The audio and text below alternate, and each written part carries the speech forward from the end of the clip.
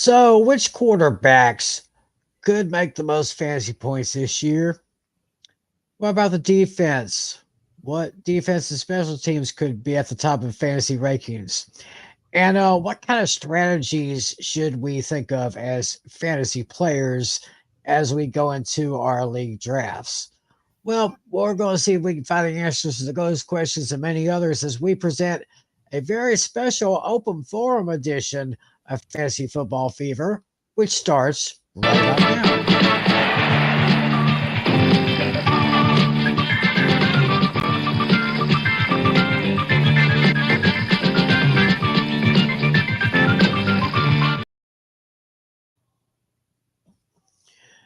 Hey, what's up, everybody? Welcome to another edition of Fantasy Football Fever. Great to have you all with us. It is Friday night, August 16th, 2024. Hope you had a great week. We're NFL is in the preseason right now. Preseason game is going on. There was one just last night. We got many of them tomorrow, Saturday. Got a couple on Sunday. We'll just run through them a little bit later. But how you doing, everybody? My name is Tim McClelland. Over here is our league commissioner, John Natale. How you doing, bro? Yeah, doing great. And yeah, as you folks can see from Tim and I's headlines, 2 weeks to draft night. It's coming close. That's right. Yep, it's getting close. Our draft is 2 weeks away, and our draft will be live. We're going to bring it all to you from the first pick to Mr. Irrelevant. We will go live at 9 p.m. Eastern, 8 p.m. Central, 2 weeks from tonight. That is August 30th. And then to officially start the draft, our predictions and all that, we will start on Tuesday, September 3rd. Yep. Actually, wait a minute. Yeah, the 3rd is Tuesday, 4th, 5th. Yeah, that means the 5th is the first the opening night game. Exactly right. The Chiefs and the 49ers, I believe, if I'm not mistaken. I've got the NFL schedule here. Well, I got right here week 1. Chiefs and Ravens, yes. Something like that. Yeah, of course, it's a laptop. I'm thinking about getting me a new laptop. So, yes, it's the Ravens and the Chiefs. Yeah, there it is. Yeah.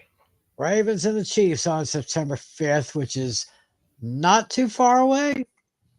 Not too far away, y'all. John Flynn will be joining us momentarily. Of course, he does Hooked on Sports, and pretty soon he will be going to 2 podcasts a week. Of course, one is for his regular podcast, and then the second one is his all NFL podcast. He'll be starting 2 shows a week very, very soon. So, tonight is a very special edition of our show because we've got a lot of questions about fantasy, about making predictions of who would probably score fantasy points, what kind of strategies you want to use. And because of that, we want to invite all of you join us to join our show. What you're about to see right here, I clicked the wrong thing. Okay, here we go. This is what we need to do. We have a link. We have a link to our show. If you want to be on the show, you got any questions, you got any comments, there is the link right down here. It's StreamYard.com/Z75 and all that other stuff. Copy that, paste it into your browser. Got anything to say? Got any questions? Jump on the show. We want to hear from you. And maybe we'll try to help you strategize your fantasy league because fantasy leagues are having their drafts. I'm sure a few are this week. Many of them are going to be starting next week. The week after that, of course, ours is on the 30th of August. Uh-huh. And of course, we play on ESPN.com. We've been doing that for a few years now. So make sure you click on that link. We'll be popping that back up from time to time during the show. So right now, okay, let me get my notes back here. There is just a couple of hot topics that we need to discuss here before we get into the meat of our show. Here we go. Let me find that here. Get the hot topics going. And the first thing, very, very bad news in Minnesota. Their rookie quarterback, the one that's hopefully going to bring Minnesota back to glory, JJ McCarthy. Well, sorry, folks, but he has suffered a season-ending injury. It happened earlier this week during practice. Can't remember if it was during practice or during a preseason game. I don't know what happened, but he is going to be out for the rest of the season. And so because of that, they signed a free agent quarterback by the name of Sam Darnold? Matt Corral. Oh, right. They already have Sam Darnold on the team. He is now going to be QB1. Mm-hmm. But to kind of fill the void here, to put an extra spot, they signed Matt Corral, or Matt Corral, Corral. He was once a third-round pick of the Carolina Panthers. He played a little bit of time with the Panthers, with the New England Patriots, and he also played a little bit with the UFL's Birmingham Stallions this past year. Hmm. So Sam Darnold, Nick Mullins, and Jaron Hall, and of course add Corral to that quarterback roster right there. So it looks like Darnold's going to be number one. So it looks like Mullins, Hall, and Corral will be fighting for get into position.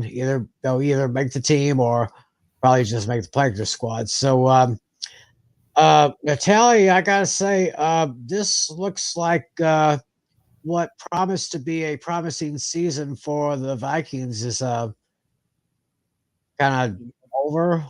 Yeah, it just took a devastating blow. This could possibly put them in last place potentially for this coming season.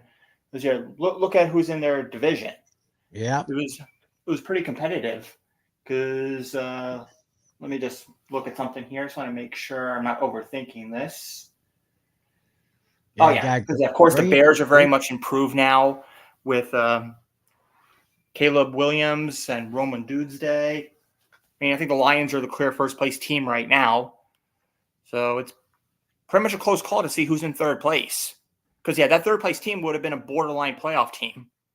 Either just make it or just miss out. So now you're looking at the Vikings, who could flip possibly one spot back and be in last place, and you can forget about the playoffs for them. Yeah, because right now it still looks like right now the Lions are defending champions. Do not sleep on Green Bay. Yeah. I'm not sleeping on Chicago either. I think that they could make the playoffs this season. Chicago. Yeah, I said Chicago. I mean, when we made our picks of teams that missed the playoffs last year that could make them this year, I think didn't all of us say the Bears? Yeah, I believe all of us said the Bears. I mean, as of right now, bearing any last-minute freaky injuries, right, I'm having the Bears in the playoffs. This is why I wait until after the preseason to make my predictions, which is what we're doing just about roughly here. I think it'll be like week 3 of the preseason when we do our predictions. Yeah, that will be next Friday night on the 23rd. We'll be giving our predictions, who will finish where, who will make the playoffs, and who will be playing at the Caesars Superdome in New Orleans for the next Super Bowl. Mm-hmm. So it looks like it could be a good 3-team race up in the NFC North right there.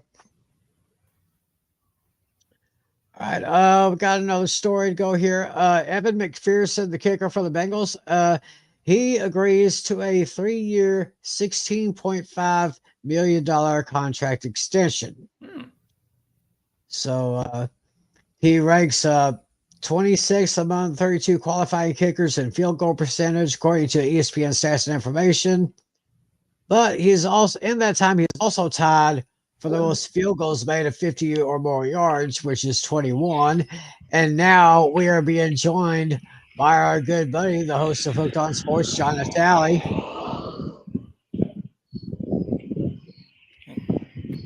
You told me, you said I'm the host of Hooked on Sports. Wrong guy. Okay. I I did that. So this is for me. I award you All no right. points, and may God have mercy on your soul.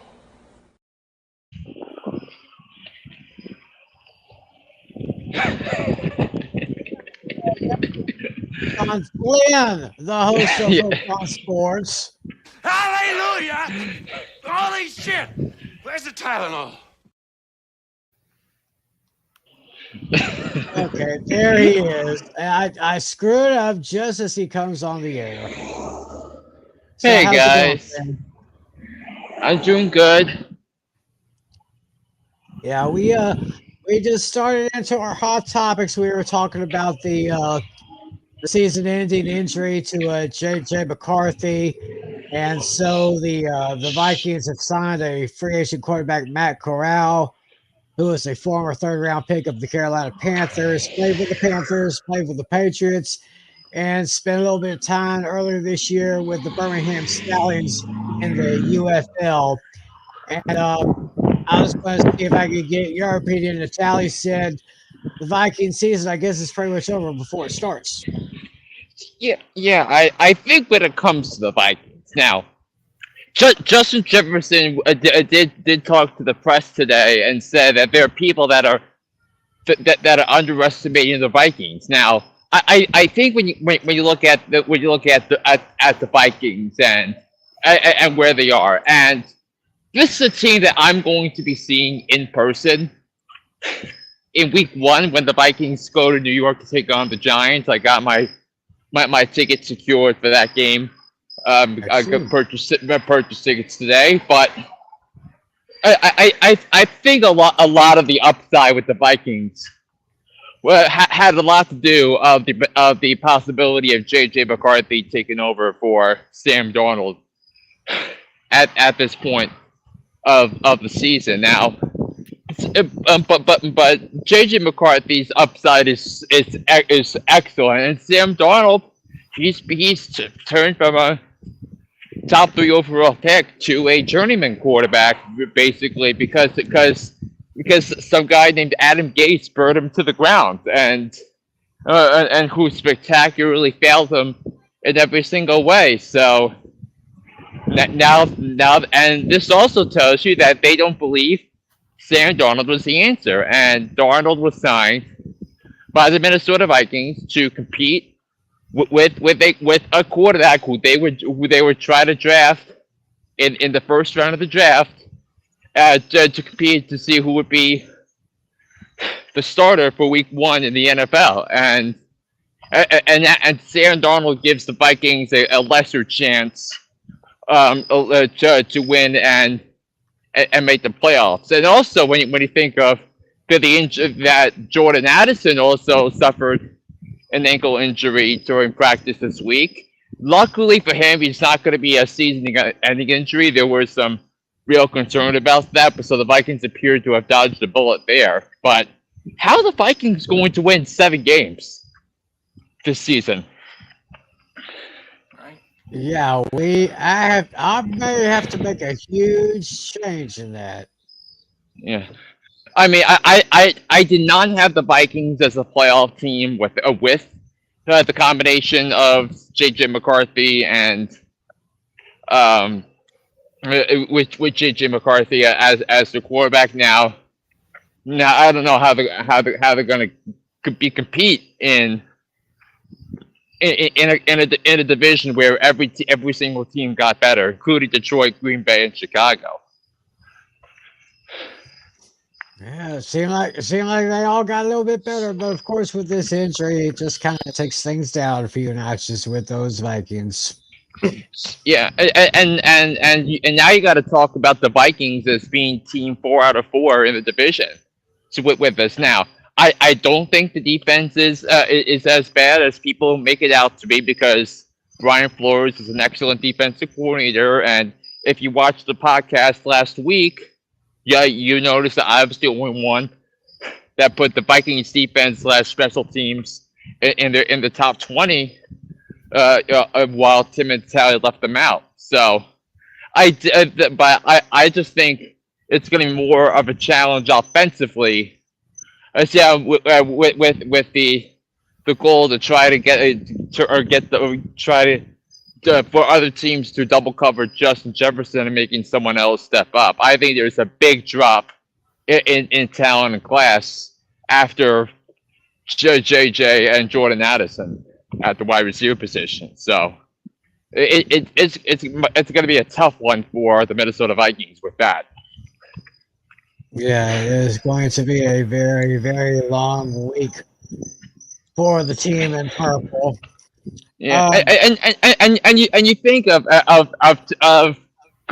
tortured, cursed NFL franchises. There are very few teams that have the tortured history like the Minnesota Vikings do. Like go back to the Super Bowl losses in the '70s, to Championship Sunday in '98, where they had the opportunity to go to the Super Bowl and win a Super Bowl with that record-breaking offense, only to blow a 10-point lead late in the game against under the upstart Falcons team. And then all the playoff heartbreak for the last 20 years as well. So, right. Yeah, I think we believe either one or two of us or all three of us. We put wait a minute. No, I think it was just Natale who said that Kevin O'Connell could be on the hot seat. But of course, he rescinded that. I'm not sure. but look, I think if you were to do a power ranking for Coach of the Year in 2022, the year Brian Dable won, Dable would have been number one on my ballot. Kevin O'Connell would have been number two because what's happening with the Vikings is they know how to win games with Kevin O'Connell. I think he's a terrific coach. That he's from the Sean McVay breed, the Sean McVay coaching tree, and they just find ways to win games. Now, what they do for a stat correction on that last year after going 11-0 and won 4 games during the 2022 regular season? Yes, Sam, but I think you have to look at the crystal ball with the Vikings with respect to the rest of the conference and put them on a tier below where the Green Bay Packers and the Chicago Bears are. Right, definitely. Yeah, so pretty hard news coming out of Minnesota, but there's some good news coming out of Cincinnati. They just signed their their kicker Evan McPherson. He signed a 3-year contract worth $16.5 million. So he'll still. Yeah, good for him then. Oh yeah. So he'll be around for about another 3 years there. So some maybe y'all can think about. It says here, according to ESPN Stats and Information, he is ranked 26th among 32 qualifying kickers in field goal percentage. But during that time, he is actually tied for the most field goals made of 50 or more yards, with a total of 21. So he definitely has a leg to make those long field goals. Yeah, but also think of how of all the crazy games the Bengals have played during this time, like the runs to the Super Bowl, the run the year after the championship Sunday, and how they had to win a lot of close games. Mm-hmm. So based upon that, the competition around the conference was pretty even, and Cincinnati was on that level with Kansas City and Baltimore and Tennessee among other teams.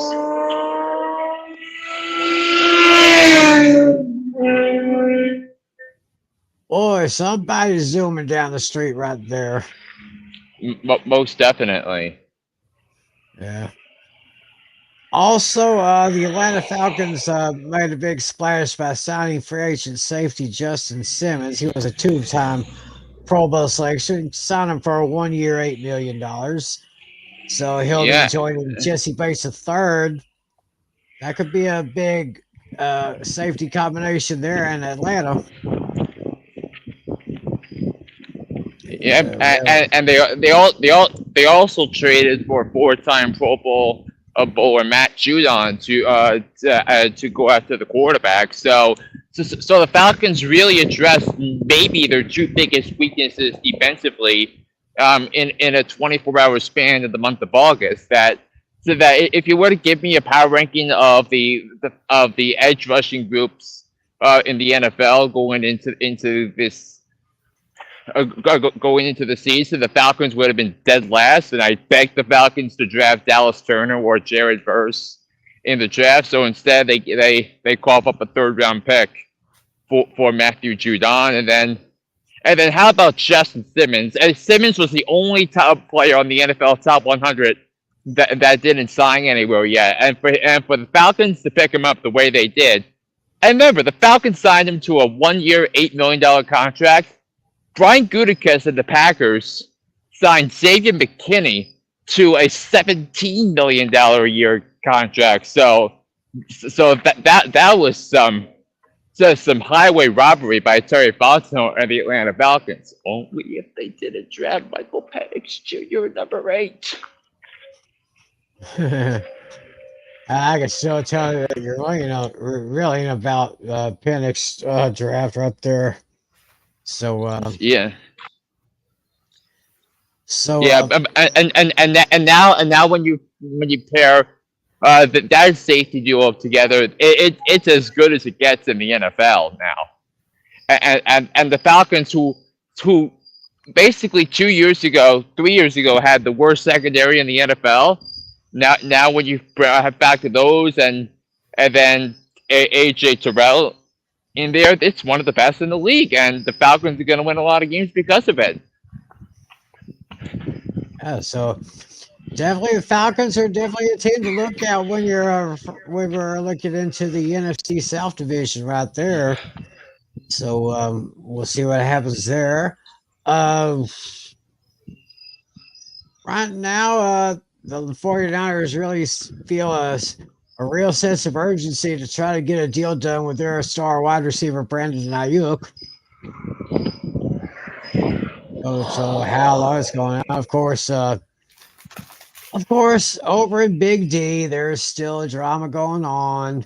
Dak still doesn't have a contract. CeeDee Lamb's still holding it out from training camp because he doesn't have a deal going. Michael Parsons, he's in camp, but he's still doesn't have a deal going. This is just my opinion. I know some of my fellow Cowboy fans probably not going to like hearing this, but I'm afraid they're only going to be able to afford to keep one of those guys. I don't know who, because you have CeeDee Lamb probably the greatest season of his young career just this past season. Then you think about Dak Prescott with his very good regular season record during his years. But of course, the glaring factor is that he is 2-5 in the playoffs. And those two wins. Well, the first one was a game at home, a win where the other team didn't have their kicker, have a kicker, and the other one was a road playoff game against the team that barely made it. I believe it was a team with a losing record, mind you. Yeah, so still a lot of stuff going on, a lot of talking, but not yet putting pen to paper on anything. So have to see what still goes on there. So is there any topics that I missed? Didn't seem like there was very many this week. Yeah. So, I think because a lot of preseason debuts this weekend, I think Jaden Daniels looked really good for Washington because with his legs and with his arm, because they played at the Jets last weekend. So yeah, Drake May looked really good last night for the New England Patriots in their preseason game against Philadelphia. So because I think Drake May ran for a touchdown last night. So then we got a bunch of preseason action coming up tomorrow and Sunday because I know the Giants are in Houston taking on the Texans. And how about some news coming out of the Giants? Because Malik Neighbors, who's had some injury concerns. I believe it was with his ankle, and now they're saying that he's going to suit up and play for the Giants preseason game against the Texans tomorrow, which I think is wild. Ooh. Yeah, and also Daniel Jones is expected to play a little bit tomorrow as well. Yeah. Trying to clear my throat here. Yeah, a lot of games. So tomorrow there's the Falcons will take on the Ravens in Baltimore. The Bengals will be in Chicago against the Bears. As you said, the Giants will be in Houston. Detroit versus Kansas City. Minnesota at Cleveland. Seattle at Tennessee. Arizona at Indianapolis. Washington at Miami. Buffalo at Pittsburgh. The Jets will be heading to Carolina to take on the Panthers. Rams at Chargers. Battlefield, Los Angeles there. Tampa Bay at Jacksonville, a Sunshine State battle right there. Cowboys will be in Las Vegas against the Raiders. So we're expecting to see a lot more of Trey Lance probably during that game. Yeah. So, and by the way, did you see the get-in price for the Raiders Cowboys preseason game? Well, according to what I'm looking at here on ESPN.com, the lowest price is $80. Yeah. Now compare that to the rest of the preseason games. Okay, I was seeing some of these and I'm like, what is happening? $80. That is the highest amount for a ticket for a preseason game. Of course, the second highest is, of course, will be tomorrow's Lions-Chiefs game over at Arrowhead. Yeah. And taking a look here. Actually, yeah, 2 games Sunday, both primetime games. Green Bay at Denver and New Orleans at San Francisco. Yeah. Yeah. So another week of preseason coming up upon us here. Okay, well, it is time to go into the meat of our show. As I said, tonight's show is a very special one. We're talking fantasy questions. Got fantasy questions and fantasy answers, fantasy strategies here. Let's say, we got Dashy has a message for us. Bengals did reveal their orange pants, and they will wear their all orange in week 1 against the Patriots in Cincinnati. Now, I've not had a chance to see these uniforms that Dashy's talking about, but all orange, that would sound like old Denver Broncos uniforms to me, although I'm not totally sure about that. But anyway, this is our link. If you're watching this show and you have any kind of questions, we have some questions. We're making kind of predictions as to who would probably score more fantasy points among the running backs or wide receivers or any of the major positions that are involved in fantasy football, and talking draft strategies here with all the fantasy drafts going on here this month.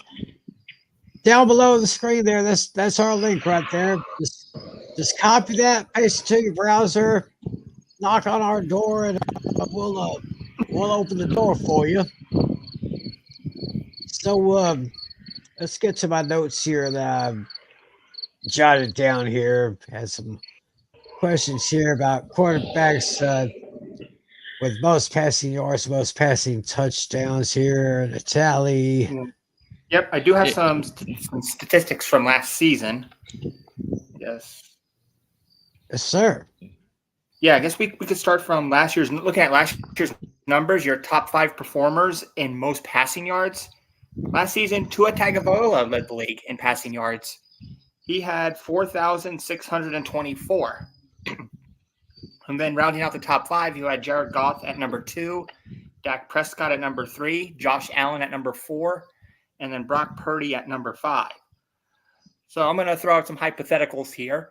I want to know what you two think.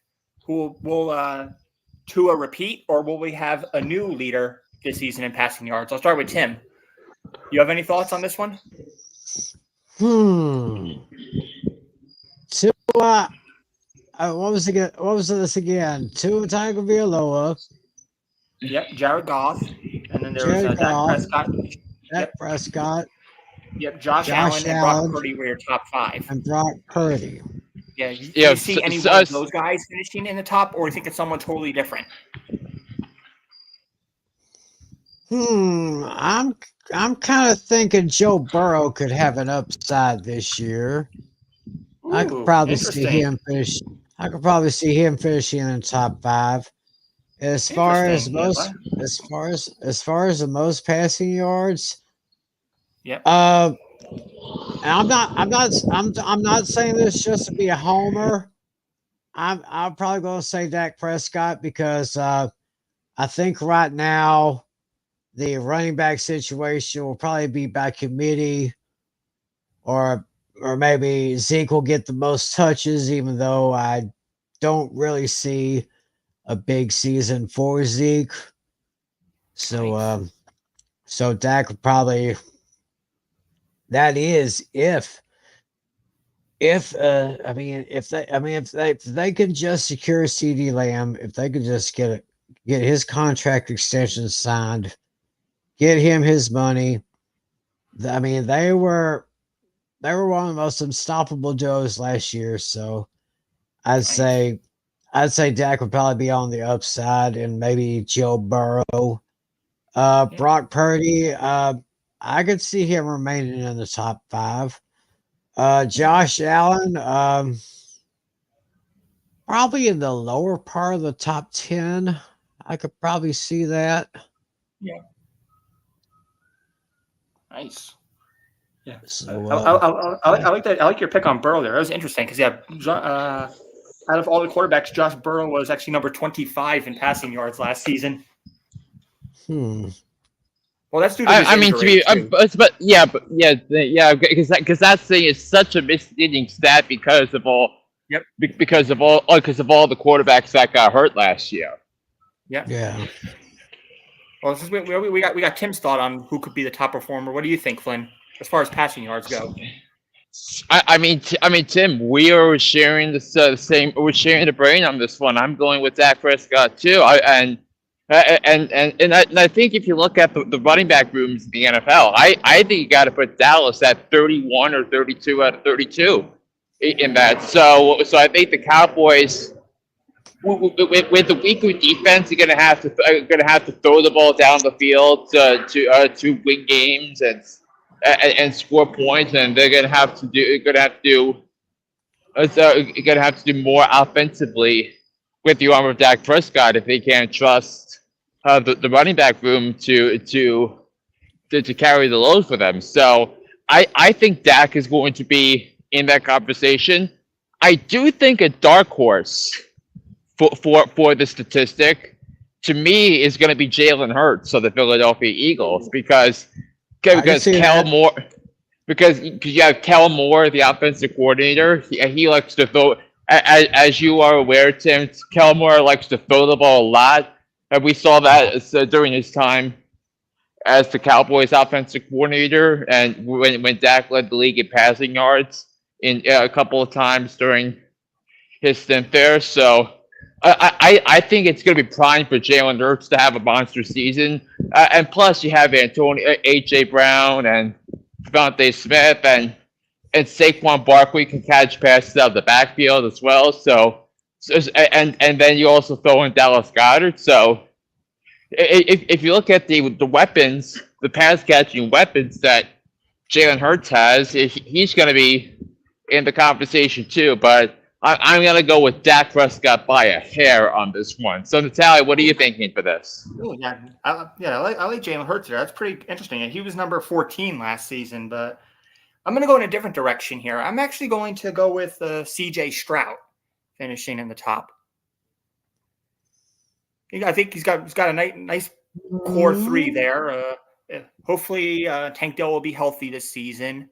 And, the pickup of Stephon Diggs, I think that's going to work wonders for them. And, Nico Collins is a very solid choice. I like this three-headed monster. I'm going to go for it. I'm going to take C.J. Stroud. And I think you can also argue that Nico Collins is probably WR1 out of all three, including when you also throw in Tank Dell into the conversation. It looks like one of our viewers has already had their fantasy draft. And they've got a question for us. Fletcher Cox says, should I trade Travis Etienne and Christian Watson for, that would be Stephon Diggs and Amari Cooper? All right, so I definitely want to hear your takes on this one, guys. Should I trade Etienne and I don't know how to feel about this one for Diggs and Cooper? That's a close one. Yeah, that's almost, I want to say almost on an even level, but I'm sure that there's one that weighs heavier, one pair weighing heavier than the other. I mean, Etienne is still a great running back. Christian Watson, I'd say Christian Watson's got to have a better season this year. I think I could probably see that with a but I think the downside of having Christian Watson is that Green Bay has multiple receivers, so that can go off on a given Sunday. Like you're thinking of Romeo Doubs, you're thinking of Dontavian Wicks. So you're thinking of Jaden Reed, and the other problem with Christian Watson is that he hasn't been able to stay healthy. Now, well, we talked a little bit earlier this offseason about the new training methods that Christian Watson is employing to try to reverse his troubling trend on his hamstring. So, but it's you got to see it to believe it, and Stephon Diggs is gonna have 1,000-yard season. Amari Cooper, I'm obsessed with him this season with Deshaun Watson as his quarterback, and Travis Etienne. Believe it or not, Travis Etienne finished as number 3 running back in fantasy for all of last season. So I definitely and if you feel good about the other running backs that you have, I mean, go for it. Yeah, I would tend to agree with that. If you're feeling good about Etienne, I'd keep him. Finished 3rd in fantasy last year. I wouldn't go wrong with that. Of course, Christian Watson's problem is he's all injury prone, but whenever he's on the field, he can really produce for the Packers. Stephon Diggs, he's still going to be it'll be an interesting combination to see what Stroud and Diggs can do together in Houston. And Amari Cooper with Deshaun Watson, as Flynn just said, that could be a dangerous combination in the AFC North. So, Fletcher, thank you very much, and good luck to you in your league this year. Yes, once again, we're just going through some questions. Once again, here's that link. Here's that link. If you want to join the show, copy that link, paste it into your browser. Just jump on the show. We want to hear from you. Yeah, we want to hear from you. And you. And you. Yeah, y'all got anything you want to talk about? We want you on the show. Jump on. So, going back to some of our questions. Yeah, I do have a follow up about the quarterbacks. Oh, you do? Go ahead. Yeah, like now we'll say we got the passing yards out of the way. Now who will have the most passing touchdowns? Well, are you gonna double down on Dak? Well, let's find out. The top 5 performers last season, Dak Prescott was number 1 at 36, and then you had Jordan Love at 32. Brock Purdy had 31. Jared Goff had 30, and rounding out the top 5 was a tie with Josh Allen and Tua Tagovailoa at 29. So, is it another repeat for Dak? Is it one of these top 5 guys, or someone totally different? I went to Tim first last time. Now I'll go to Flynn first this time. I think a quarterback that you haven't mentioned yet already that I think should be mentioned. You have how do you have not discussed Patrick Mahomes yet? I think Patrick Mahomes is going to have a monster season. I love the pickup of Xavier Worthy. I like the pickup of Hollywood Brown, even though he's going to miss a little bit of time because of injury. So, but I think when you factor those in, I think Travis Kelce doesn't have issues like he did last year going into the season.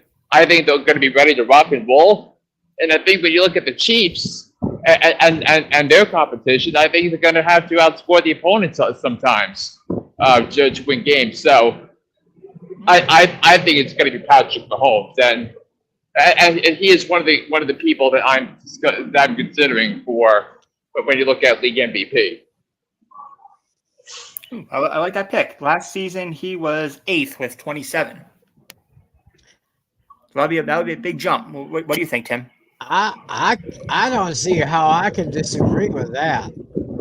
I mean, yeah, Rashee Rice, he's mostly probably going to be suspended for that little thing he had earlier this year.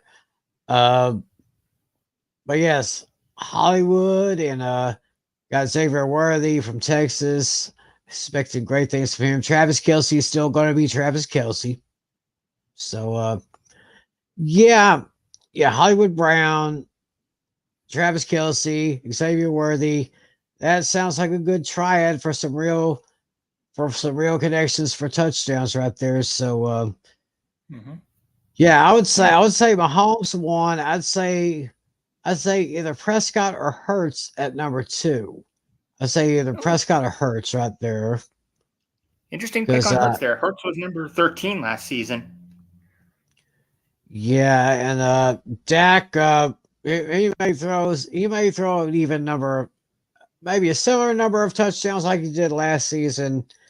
Yeah, let's see what that is. Oh, what are you thinking? Let's see. Well, I do see a slight. I think Love and I think Allen. I think they're going to regress this time. I think they're going to fall outside the top 5. I could see. I think Hurts and Lamar Jackson taking their places as far as top 5. I mean, although Mahomes, since Mahomes is the safe bet here, I'm gonna just to be different. I'm gonna say Lamar Jackson finishes at the top of the pack this season, just to be different. Interesting. Yeah, but I think the downside with picking Hurts here, I talked about Hurts with the passing yards, but the way the Eagles can score touchdowns in a lot of different ways. They have Saquon Barkley in the backfield. They have Jalen Hurts. So the tush push, as far as I'm concerned, is still legal.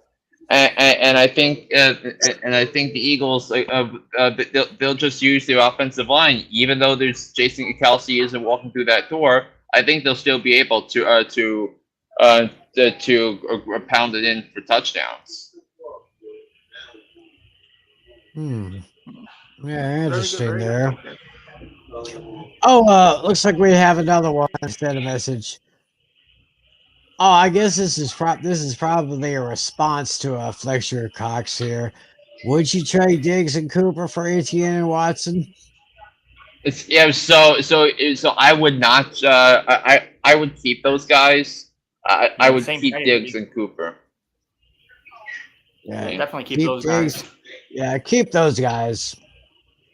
Yeah, we do it. We do it for that here. Okay. How about I mean, in reality, to be fair, we had 6 months of no fantasy activity, and now people are starting to clamor at the bit. yeah, a lot of guys. I'm sure Fletcher had his draft. A lot of people drafting their leagues this week, next week, the week after that. It's that time of year, and I'm just excited to death about this upcoming season. I tell you. Yeah, so, but I'm curious why that people just don't wait till Labor Day weekend because nobody's playing, that you'll know who survived the preseason or not, and they'll be able to take it from there. So like Labor Day weekends, I have 3 drafts scheduled. Our draft live here that Friday. Then I have one scheduled the following night, and then I have one a couple of days later. Mm-hmm. Yes, so definitely, so that's where I definitely want to target the fantasy drafts. Right. Yeah, I could definitely see that. What about, let's see here. Quarterbacks probably get sacked the most. That was a question that came up on Flynn's list that I saw here. Natale, who would you say? Like, I don't know. I think he had a problem with his pass rushing. He had a problem with protection last time, so I'm gonna say Josh Allen. Interesting. Well, I'm gonna go with the team that employs another Josh Allen, the Jacksonville Jaguars, Trevor Lawrence. I'm still not sold on the offensive line. After last year, in terms of I was pass considering protection. saying him. I was about to say him, but then I pulled back. This may sound crazy, but I'm kind of thinking Dak Prescott, because you got to remember that offensive line is going to have 2 rookies. We're going to have 2 rookies on that offensive line, Tyler Guyton and Cooper Beebe. And starting in week 1 against the Cleveland Browns, against the defensive player of the year, Myles Garrett, that is going to be a tough test for that offensive line to hold them down. I could probably see Dak maybe top 5 in sacks allowed, maybe. So it's interesting here. Let's talk running backs. Cool. I got that ready. Yeah. So who was top 5 for the rushing yards last year? All right. As far as rushing yards in general, as we all know, this one was an obvious one. It wasn't even close. Run CMC was first. He had 1,459. Second place was way behind. Derrick Henry, 1,167. Kyron Williams was third at 1,144. James Cook was fourth at 1,122. And rounding out the top 5 was DeAndre Swift at 1,049. So, given McCaffrey's injury problems, assuming he's good to go, he plays a full season, does he retain number 1? I'll start with you, Tim. What do you think? Perhaps. It's just the injury problem may cause a little bit, but there's a couple of guys on this one list that I'm looking at right now for like projected yards and projected fantasy points. I'm definitely taking a look at Breece Hall. I'm taking a look at Breece Hall for the Jets. And I'm taking a look at Bijan Robinson from the Falcons. Texan hook 'em horns. And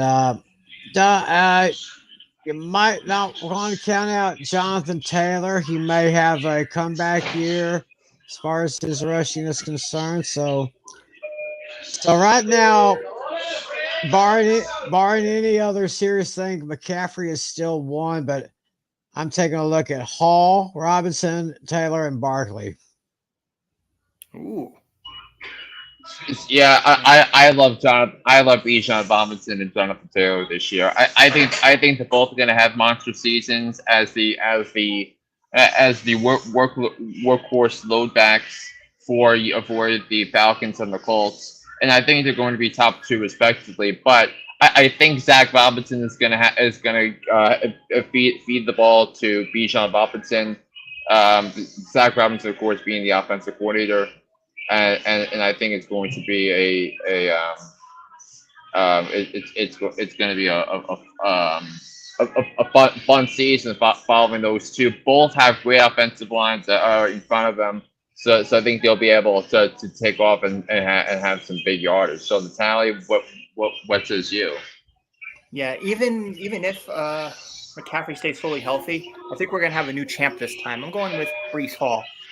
We have a newly rejuvenated Aaron Rodgers. He's gonna feed the ball to him a lot, and he's gonna throw the ball to him a lot too. Yeah, interesting. Yeah, I'm going with Brees Hall this time.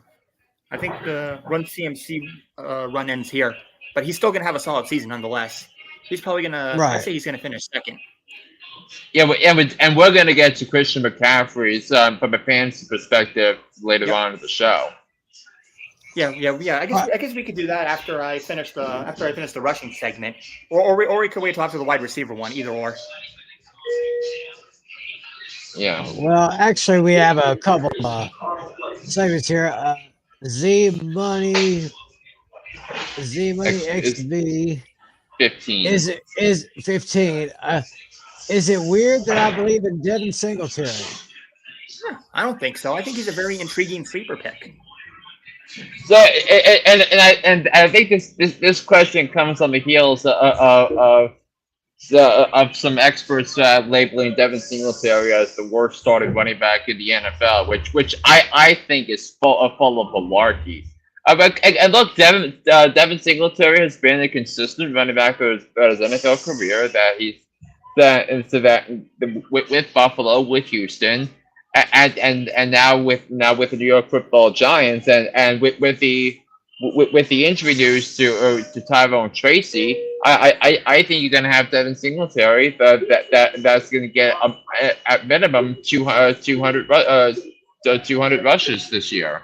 And if it's 4 yards, 4 yards to carry, that'll be 800 yards on the ground plus whatever he gets, or whatever he picks up as a receiver. So I think Devin Singletary, and against an offensive line that's much improved from last season. I think the results were obvious early on about the coaching of Carmen Basillo, coaching that offensive line, which seems light years ahead of where this group was as a whole last year. So Devin Singletary, if he's around in the 10th or 11th round, or in round pick 100, pick 120 in the draft, I think it's worth taking a flyer on him this season. Oh yeah. All right. Speaking of sleepers, a screen name Rock Out has this. I like Chase Brown as a sleeper. Would you guys concur? Yeah. Oh yeah, absolutely. I mean, we spent like 5 minutes of me talking about that last week. I think he's going to be. I think he eventually, when he takes over as RB1, which I think is going to be something. I would not sleep on Chase Brown either. I think he showed something. I think the eye test proved it last year. So definitely, worst case scenario is top 50. Top 50. That sounds about right. He got a question for us. What fantasy app do you guys play out? Well, in our league, we play on ESPN.com. Yeah, all of my leagues are ESPN. Yeah, I think I have 2 more leagues on ESPN. I have a league on Yahoo. and I think of one about out of the NFL.com fantasy football league that I was in. I may bow out of that one. Play. Too many leagues for me. It's just a little bit much for me, so I'm kind of showing it down a little bit. But we play on ESPN.com in this particular league. We got a message from our favorite Eagles fan, Johnster. The team I have most questions about is the Indianapolis Colts. Anthony Richardson is too unproven for me to say they're for sure a playoff team. So, I mean, They're not quite there yet. I do think the Colts are competitive. I think Shane Steichen is a terrific head coach. I think the talent. I mean, Anthony Richardson oozes talent, but yes, I think when you look at if Anthony Richardson can play more than what he did, I think they'll see the type of player that he is.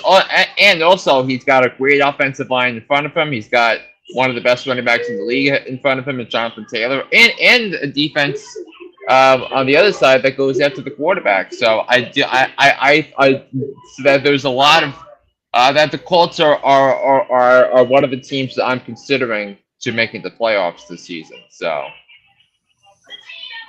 All right. Well, thanks for that.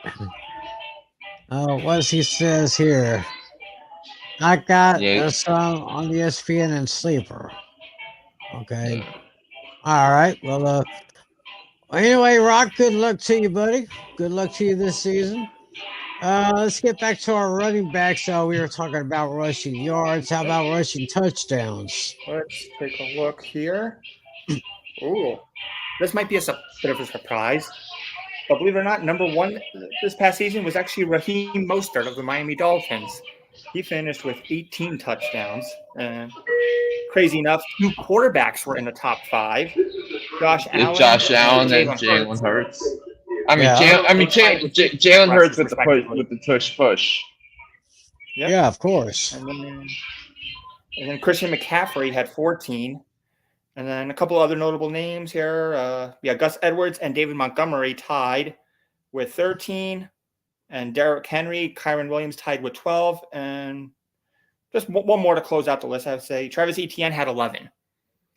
So, any of these guys stick out to you for most rushing touchdowns? You have someone totally different? Flynn, who do you think? I think I'm gonna go with Josh Allen here. I believe it or not, with the quarterback, because I think it's going to be a case where Josh Allen's going to have to do has so much on his plate, but he has the talent to do whatever he wants at the position he's at. So I think it's gonna it's gonna be Josh Allen's legs that are gonna determine whether or not the Buffalo Bills are gonna be in the playoffs or not. Interesting. All right. What do you think, Tim? I'm kind of leaning toward either Christian McCaffrey or Derrick Henry. Interesting. But I wouldn't count out Kyron Williams either. Nice. All right. Kyron Williams had a pretty darn good season last year, so I could see a little bit more of an upside on his part. Nice. All right. I'm gonna go a little bit out on left field here. This might be a bit crazy, considering last year he was actually number 24. I'm gonna go with Alvin Kamara. I think we're gonna see the old Alvin Kamara from a few years back. I think he's gonna be back to himself. He's gonna get a lot of. I think they're gonna use him a lot. I think the Saints are gonna be back healthier than ever. I don't know. I'm gonna win it. I'm gonna go for it. It's gonna be maybe a bit of an upset pick, but I'm taking Alvin Kamara. Yeah, I can't remember that one day in infamy still sticks out to me. That one day where he had a 6-touchdown game. I think he could possibly get a 3-touchdown game in a couple days. And I don't know if you remember this, Natale, but I was facing him in our fantasy championship game that day, and I was.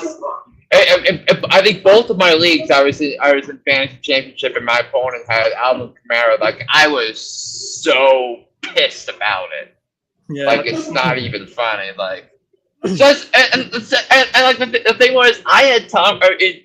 in that same league, I had Tom Brady, and they were playing the Lions, one of the worst defensive teams ever, as you mentioned last time,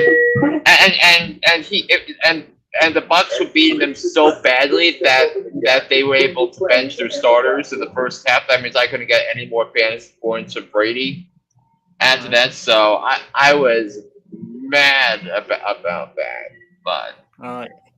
Oh wow. Yeah, I really hurt with you there. I mean, if I was facing a guy that had about Alvin Kamara on that particular day, yeah, I would be steaming myself. So. I mean, and also the thing was, it was the COVID season. In 2020 that Yeah. I was having I was at the dinner table with my immediate family on Christmas Day, and then I look at my phone and see the fantasy updates for Camara, and like, what's happening here? So. Wow. Ugh. That is wild. That's wild right there. Yeah, but so the town is going with Camara to lead everybody. Yep. All right. Very, Are we very, ready for very, wide receiver very talk now? interesting.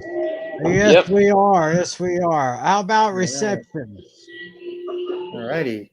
Let's see. Last season, as far as yardage goes, Tyreek Hill, the cheetah, he was number one. He was just 1 yard away from 1,800. He had 1,799. Just close behind him was CeeDee Lamb at 1,749.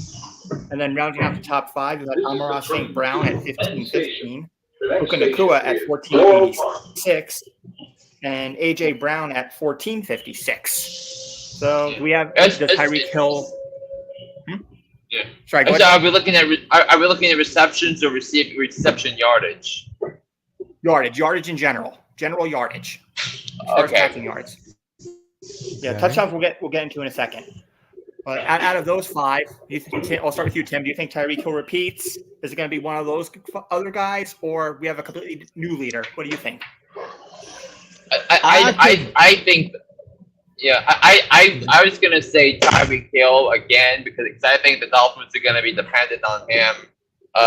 Dependent on him a lot, thanks to his unreal cheetah speed.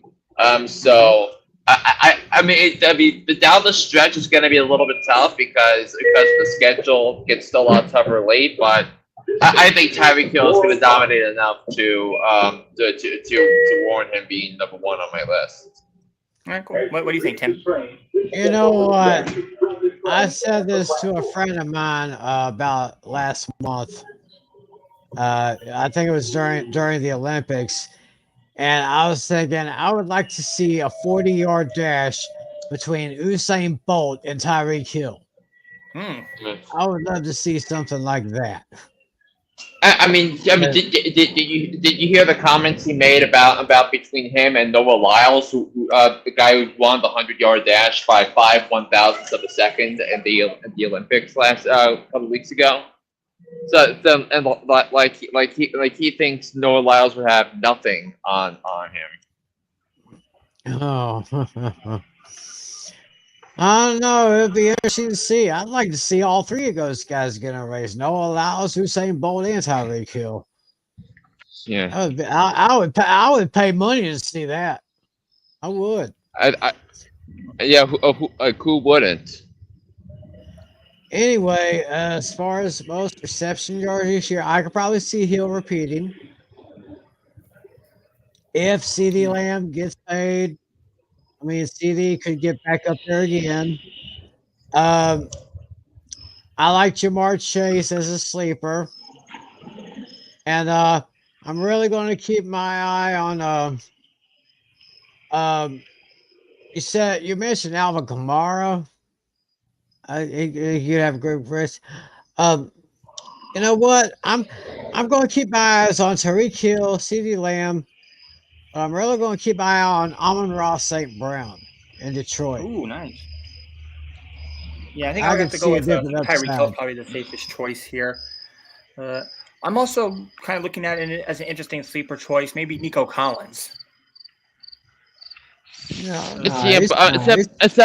but I think the thing with Nico Collins though is that he's also going to fill the ball to Tank Dell and Stephon Right. Diggs. So that if Bobby Slow doesn't if CJ Stroud only relies on one receiver and it's gonna get ugly in terms of the locker room dynamic with why am I not getting the ball and that's what happened. It's early the early going with CD Lamb last time, and then after they got throttled by San Francisco, then after the bye week, CD Lamb had 3 touchdowns and went off against the Rams.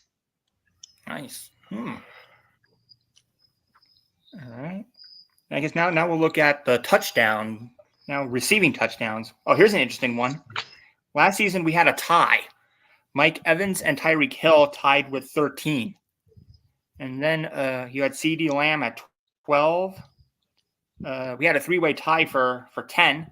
Cortland Sutton, Amon-Ra St. Brown, Jordan Addison, and Sam Laporta. And then a bunch of people to round out the top with 8. I'm not going to read all of them. I'll just read a few names here. Brandon Cooks, Devontae Adams, Stephon Diggs, Calvin Ridley, DJ Metcalf, Nico Collins, just to name a few. All those guys had 8 touchdowns. So any names stand out to you here? A new leader? I'll start with you, Tim. I'm thinking maybe CD Lamb or Jamar Chase, one of those 2 guys. I've kind of been looking at DK Metcalf in Seattle. Maybe seeing him on an uprise, but Tyreek Hill is known for his speed, but of course there is one other receiver on that team who I think could probably get a lot of touchdowns this year.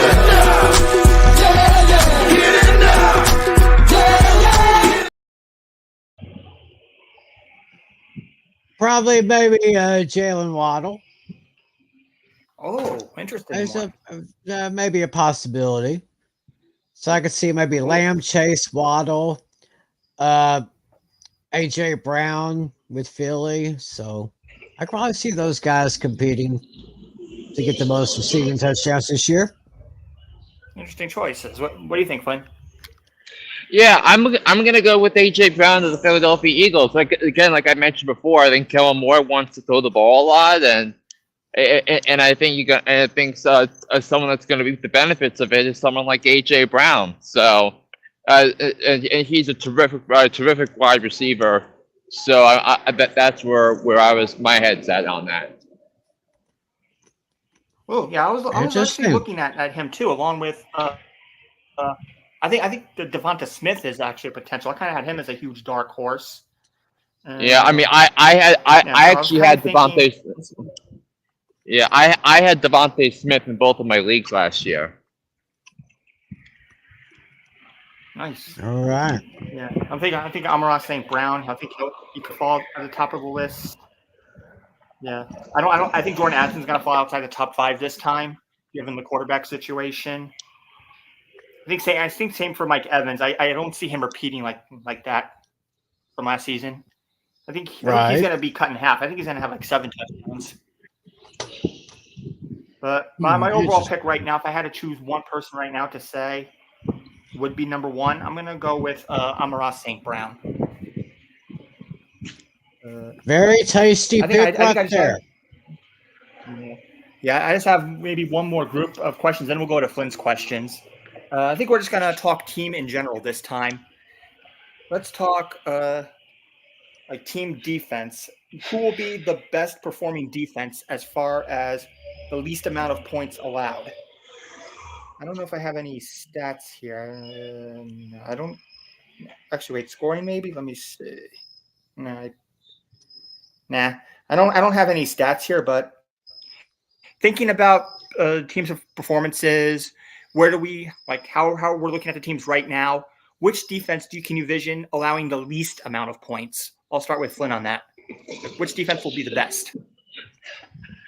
I'm gonna go with the Cleveland Browns. I'm obsessed with this Browns defense. I love the coaching. Jim Schwartz coming back for another year to coach up this defense.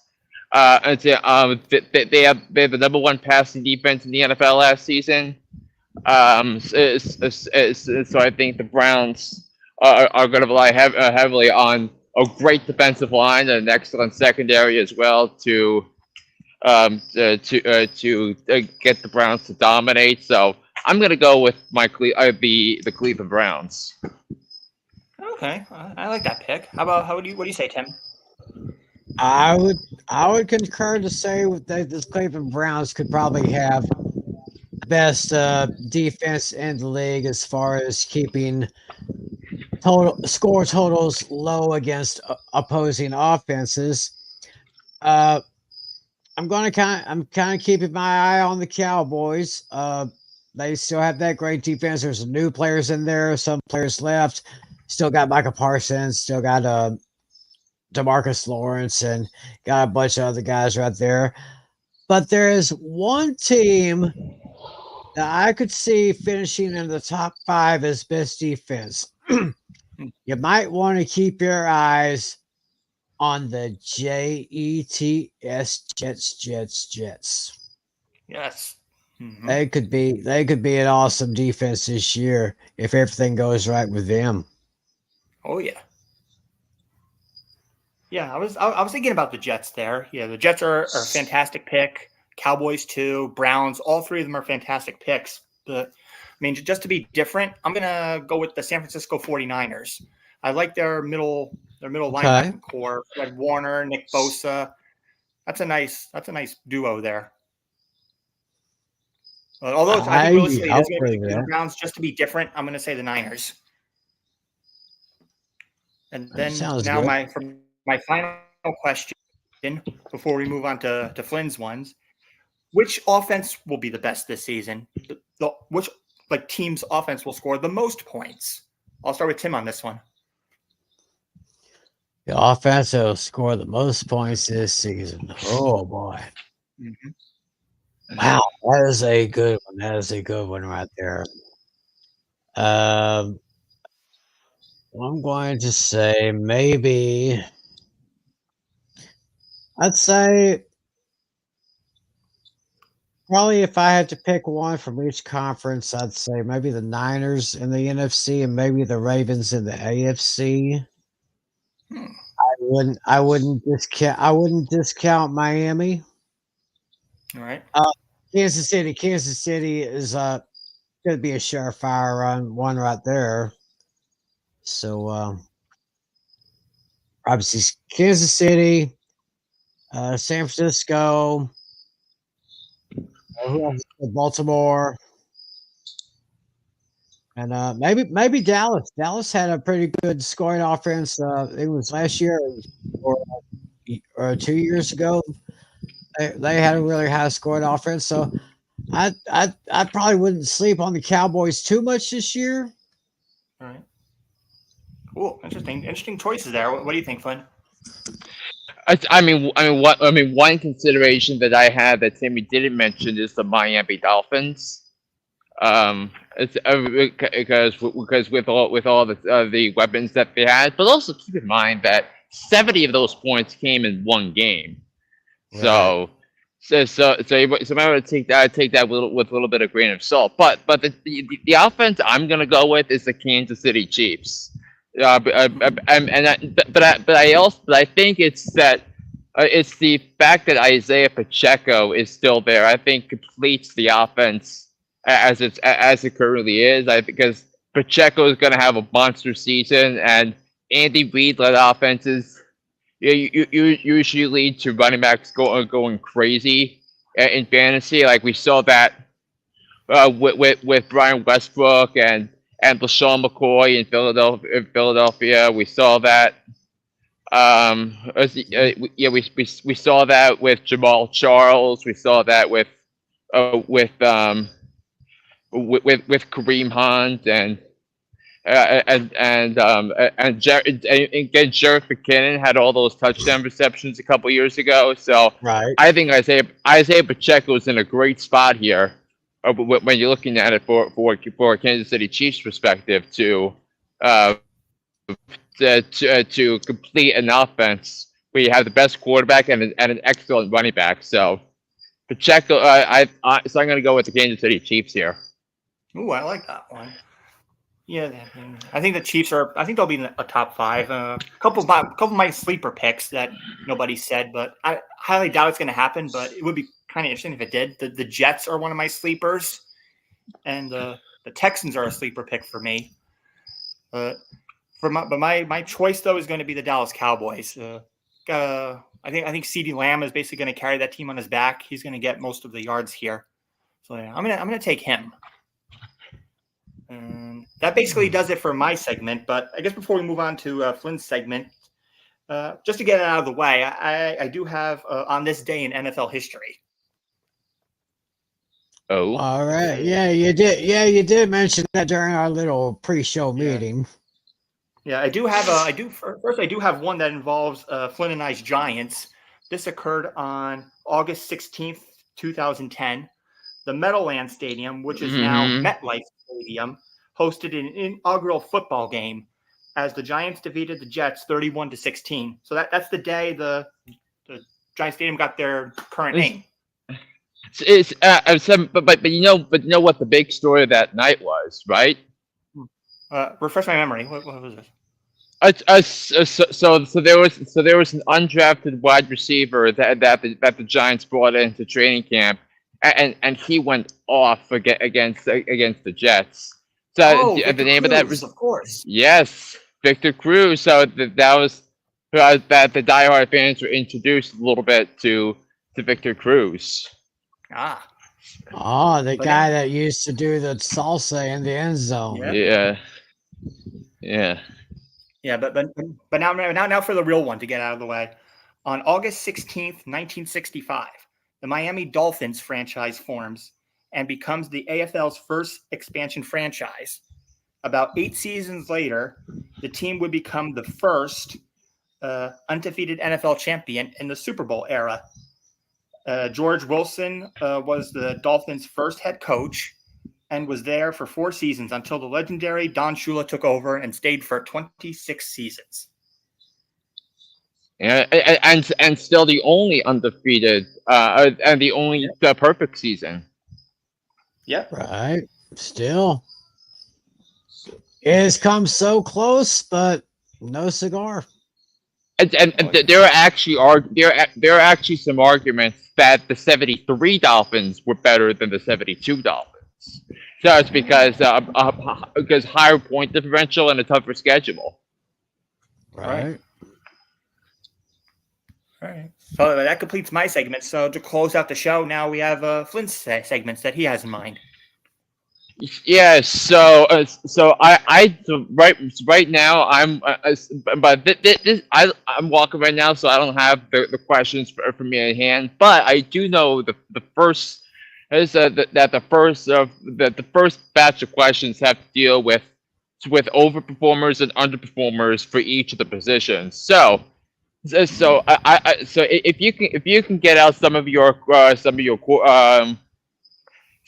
quarterback lists. So who do you think is going to be the quarterback that overperforms their current expectations the most? Someone who overachieves. Who would be an overachiever? Maybe go more than expected. Yeah, or be better than expected at the quarterback position. Be better than expected. I'm going to wing it. I'm going to say Caleb Williams. Someone who I feel like he's going to have I think he's going to have a better season than a lot of people suspect. I would kind of agree with that. I mean, yeah, he's a rookie, but he did well in college, and they're so high on him. But if I was going to pick maybe a veteran quarterback that could overperform or go beyond expectations, maybe this year, I'm probably going to say I might say Kirk Cousins. in Atlanta, maybe. Oh, I like that one. But That's an interesting choice. but don't quite quote me on that because I have a weird bold prediction that I've got coming up next week that involves Kirk Cousins. So he may be a good one, but I'm not sure. Um, maybe Baker Mayfield. Maybe. Ah, true. I didn't think of him. That's a good one. So Baker Mayfield and Caleb Williams were both considerations of mine, but I think where I'm going to go with, and I'm going to go with Jaden Daniels for Washington. I think when you look at his legs, when you look at his arm, uh, I think he's going to do a lot for Washington, and I think he might finish up in the top 10 thanks to his rushing. That's another tasty choice right there. So now that we discussed the quarterbacks who would overperform the most, which quarterbacks do you think or name a quarterback choice that you think is going to regress this season or underperform their expectations? I got a couple in mind. I'm thinking possibly either Josh Allen or Jalen Hurts. Because on the Jalen Hurts side, the Cowboys and the Eagles, they're going to be super competitive. It's going to probably go down to the wire, and I think one of them is going to choke at probably the last minute. And I think Jalen Hurts is going to probably be more likely to choke. And Josh Allen hasn't been as good as he's been in the past couple seasons. I think something would have to go horribly wrong for the Bills to finish in third place in their division. I think which is a possibility if they're not careful. So those would be my two choices. I was kind of thinking along the same lines as Natale. I was thinking Jalen Hurts and Josh Allen. Even though I said that this coming season for the Eagles will not be like last year. I think last year was kind of like a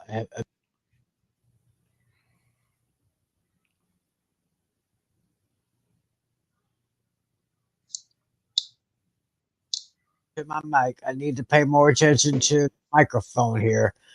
Actually, what I was saying was Jalen Hurts had a season last year where the Giants started off so great, then just free fall down. But I don't think I could see that sort of thing happening again. So I'm thinking maybe Jalen Hurts or Josh Allen could do a little bit of underachieving this year.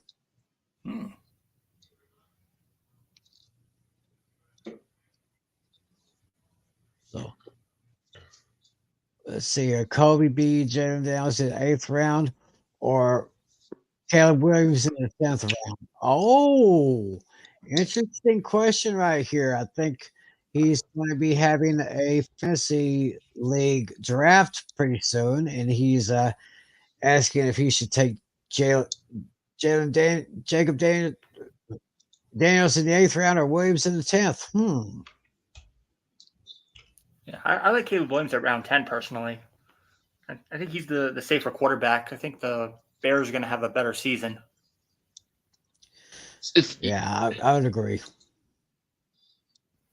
Yeah, but I think the real question here, though, with that is, whether or not you're able to get some value from other positions in those rounds. So I like Caleb Williams in the 10th round. Now, as much as I say Jaden Daniels is going to overperform, I think the value is definitely there in the 10th round for Caleb Williams. Interesting proposition right there. Interesting indeed. Well, thanks for your question, Kobe, or Kobe, whatever your name is. Thanks for your question. Thanks for watching. We have someone here, screen name the business circuit. What do you guys think the best method to drafting is? Using tier lists or having a round by round plan? I mean, I think I think you need to have a combination. You need to have a combination of both. So it's a big because you need to because you want to make your evaluations on who guys are who can compete, who can give you points at higher levels.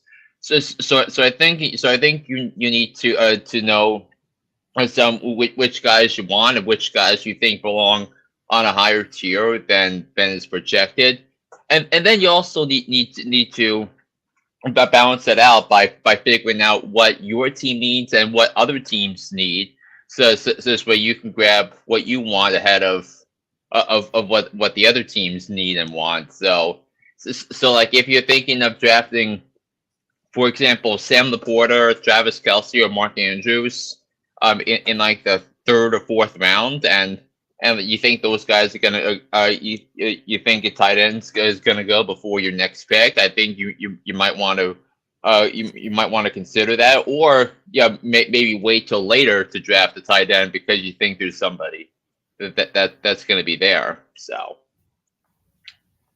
I think you need to be able to balance both in order to be successful. I mean, that's how I've been doing it, for the better part. And then, but then also, if you think there's a guy that's grossly still on the board, you can throw in a best player available situation as well. So I think so I think those three factors go into a lot of my drafting strategy.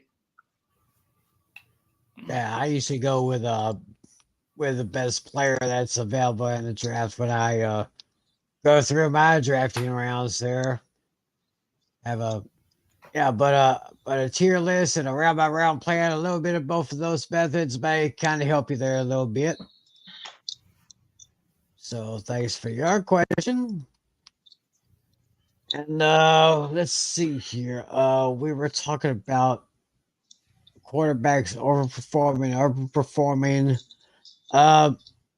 We talk Yeah, I think running back. we gave a response yet, if I remember correctly. Yes. I did not give what who I think would underperform the expectations, but I'm gonna wing it for this one, and I'm gonna go with Trevor Lawrence a little bit because I think because I think if you look at his health and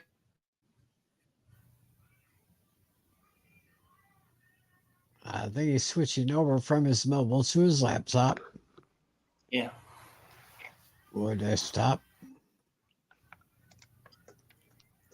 So, but I would agree. Trevor, with Trevor Lawrence underperforming this year. I can see that.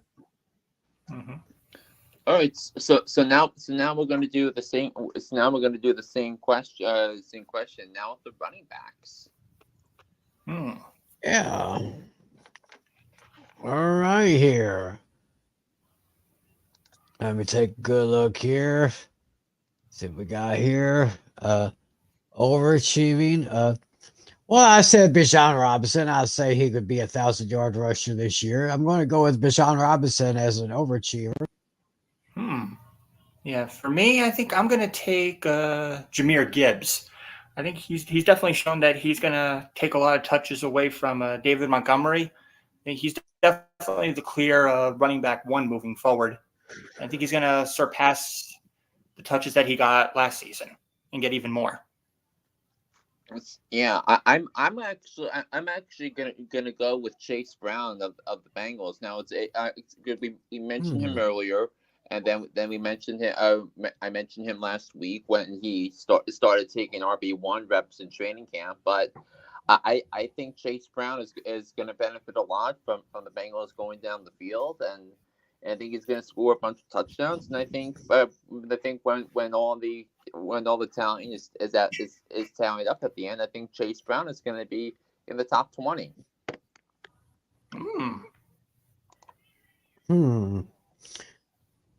Yeah, I think one of the guys said a sleeper would be Jamar Chase or Chase Brown. I don't know. Chase Brown. Sounds interesting. Now, as far as a running back that I think could underachieve this year, I'd probably have to go with Austin Eckler. I mean, I think his days are pretty much numbered in this league right here. I think his numbers have been going down a little bit, so I think my pick for underachiever is Austin Eckler. Oh. Let's see. Mine, I think I'm going to go with Najee Harris of the Pittsburgh Steelers. I think, yeah, Jalen Warren is waiting in the wings. I think he's proven that he could be the running back one moving forward. I think the Harris that we knew a couple of years back, he's not the same, just not that same guy anymore. I got to take Jalen Warren as like the better guy. I mean, so I'm gonna go with Josh Jacobs of the Green Bay Packers because I think if you look at what Josh Jacobs was with the Raiders, and now he's going to be an entirely new system. So it's going to be a system that relies on the quarterback throwing the ball. And I'm just not convinced that the Packers are going to use Josh Jacobs in the way that he's capable of being used. So I almost picked. I was about to say him, and I pulled back the last minute. I did it again. Well, it means you have a different opinion than me when it's all said and done. Yeah, I just about picked him, but I pulled back at the last second. Interesting. But I would agree with all of your picks for the underachievers as running backs. So let's go to wide receivers. The overachieving wide receivers here. Let's see here. I'm kind of thinking an overachieving running back to do better than expectations. I'm probably going to say Garrett Wilson of the New York Jets. I'd say he'd be doing it. I'd say he'd be doing all right there. So that's who my pick is. If I was going to pick another one, I'd probably say my first pick would be Garrett Wilson. My second pick would probably be Puka Nacua. I could probably see him doing even better this year than last year. Nice. Yeah, I think for me, I'm actually going to take Tank Dell of the Houston Texans. He's coming off of an injury last season. He wants to come back with a vengeance. And I think I could see the three receivers, Nico Collins, Stephon Diggs, and Tank Dell. I could almost see a 33 split, just about. It's going to be very close. I think they're going to be just about even in targeting. Yeah. I'm gonna go for it. I'm gonna take Tank Dell. Okay, I'd buy that. Yeah. So did I give you my wide receiver overperformance or underperformance? Did I give you that already? You did. We just talked the over. Yes. So I think the name that I was looking at for overperforming wide receivers, I'm gonna go with. I'm not saying not just saying this because it's not because I'm saying this as a homer, but I'm gonna go with Malik Neighbors of the New York Giants. I think Neighbors is gonna have a monster season. I think he's the first true number one wide receiver that talent that Daniel Jones has had since being drafted, and I think that's gonna allow Daniel Jones to finally be able to move the ball, to throw the ball down the field, which has been a point of emphasis from Coach Dable this offseason. So I think you look at that and you say, look, they have a talent at the wide receiver position. So let's go at it. Not bad pick there. Now we're going with the underachievers for the receivers. Mm-hmm. Let's see here. The underachievers for the wide receivers. Let's see here. I'm probably going to have to. This is just. I'm probably just going way out in left field. I think Puka Nakua has become a pretty stout receiver for the Rams. So for that, I'm probably going to say my underachiever would probably be Cooper Kupp. Ooh, oh, that's a very interesting choice. Yeah, considering his injury from last season. Yeah. For me, that's an interesting pick there. Yeah, for me, I think I'm going to go with Mike Evans from the Tampa Bay Buccaneers. Yeah, I mean, last year he was the touchdown leader. He was the receiving leader last season with 13 touchdowns, but this time I don't see it happening at all.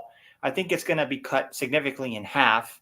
And plus, I think this team is extremely overrated. This time, I think they're finally going to get exposed. They're going to be in last place, and Godwin is going to be targeted more than him.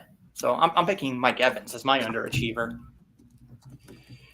Yeah, I think Mike Evans, and I think also Chris Godwin is a good candidate for that as well. But I think in terms of wide receivers who I think are going to underperform this season, I think I think there was a lot there was a lot to consider here, but I'm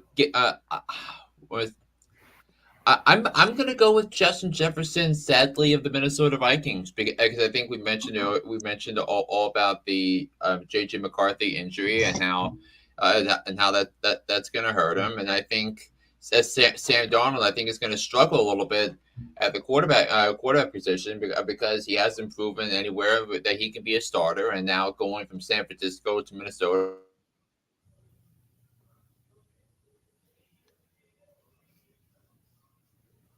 I think he muted himself accidentally. You hear me now? Yeah, I think you're good. Yeah, I was just saying that I think Justin Jefferson's numbers are going to be down this year in terms of a per game average. So I think you factor that in, factor that into the equation, and I think he's going to be knocked down a little bit. Yeah. Flynn, did you hear my choice for underachieving wide receiver? I don't recall if I heard Natale's going with my. Yeah, my choice for underachiever would probably be Cooper Kupp.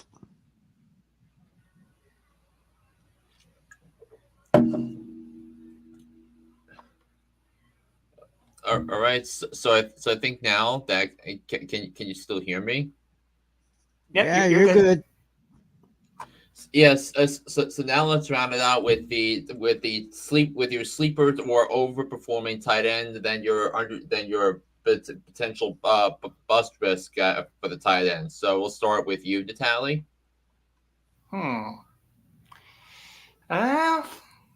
Actually, I think for my overachiever, I think I'm going to take Brock Bowers of the Raiders.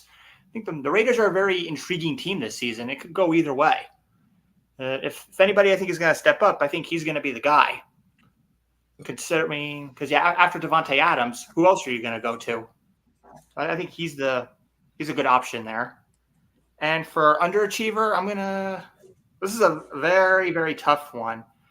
I mean, I'm tempted to say Kyle Pitts, but I'm going to give him the benefit of the doubt and think he's going to rebound a little bit. I'm actually going to take Evan Ingram. I think he's going to have a decent season, but not as solid compared to last season. So that's my tip. The boom is Bowers. The bust is Ingram. Okay. For my overachiever, I'm gonna say Trey McBride of the Arizona Cardinals. Wow, I can see him. You think McBride's gonna be better than going to be a top 3 tight end this year in fantasy? Maybe not top 3, maybe top 5. Yeah.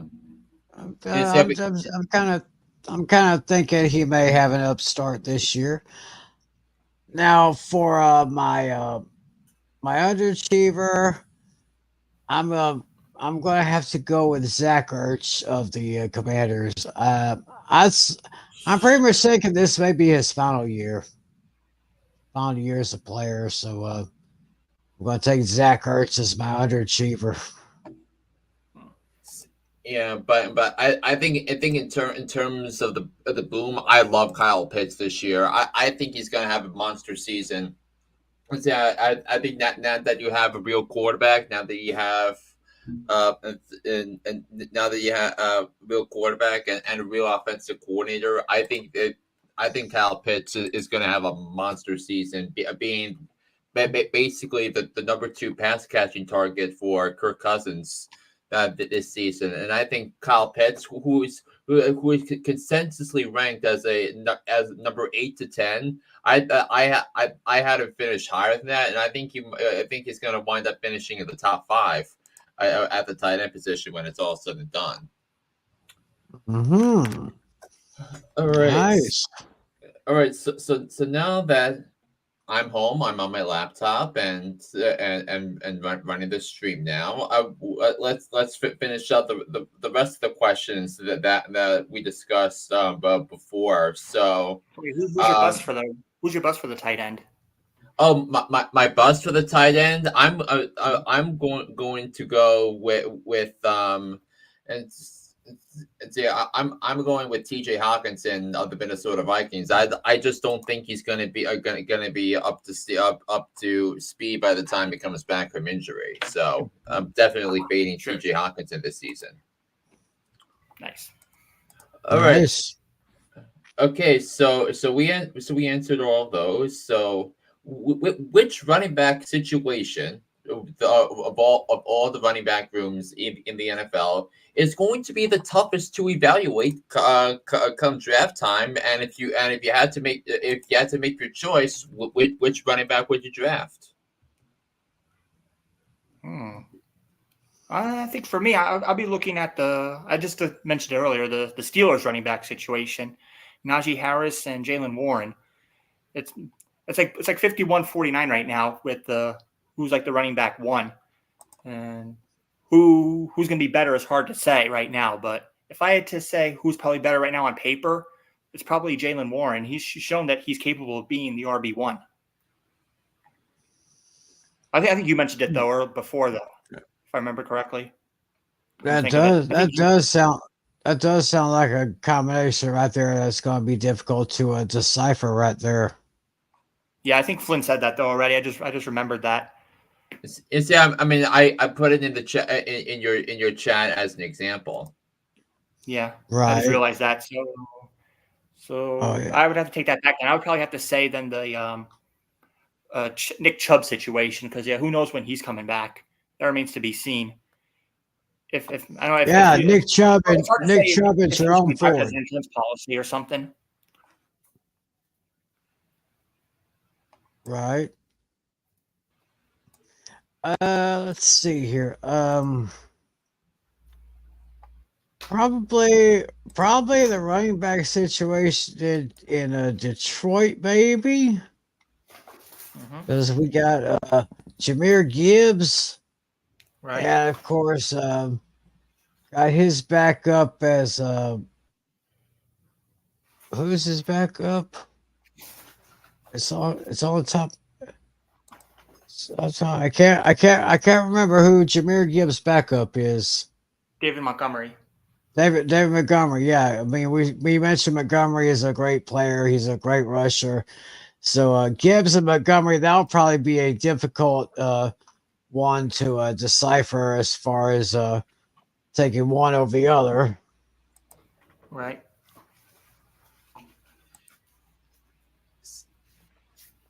Yes, so I think there are a couple of places you can go here, but I'm gonna go. Oh, he was just about to mention it, and he just Started popped spinning out a little around. bit. Yeah. Mhm.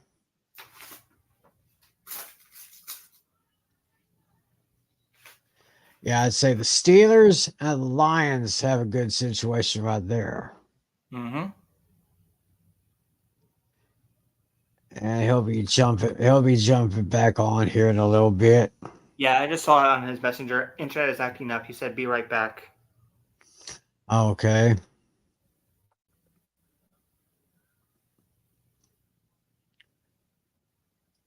Just a few questions here. See here. I was taking some notes from Flynn here. I've probably got an easy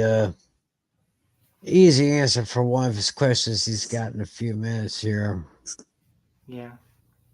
Yeah, just to look at I guess we'll read off some of his questions while we're waiting. That way, so our viewers know what we're going to be talking about. Who will be Yeah, the fantasy's most valuable player? Who will be the fantasy's least valuable player?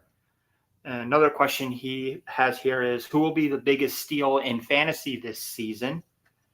And then, will the J.J. McCarthy injury news impact Justin Jefferson's performance this season? Yeah, we mentioned J.J. McCarthy earlier in the beginning of the show. And then, how risky is drafting CMC number 1 this season? If so, who would you draft number 1? Yeah, there's a couple of alternate options there. And right. then, what is the best draft strategy for this season? So we got some interesting questions there. And and perfect timing. Flynn is about to pop back in any moment now. Yeah, so it's most definitely a question that is worth mentioning. So yeah, because I think well first of all here's I want to answer the previous question about the running back situations, but I'm going to go with the Chargers here in terms of the ambiguous running back situation here because you don't know how they're going to handle the Gus Edwards, J.K. Dobbins who are both teammates in Baltimore.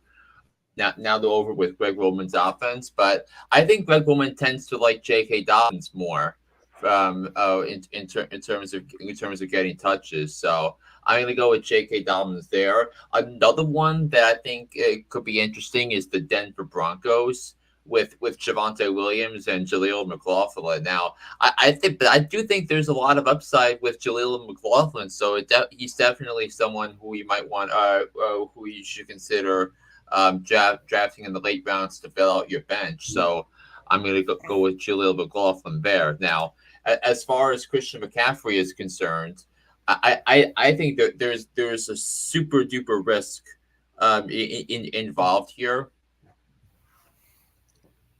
When it comes to run CMC. Yeah.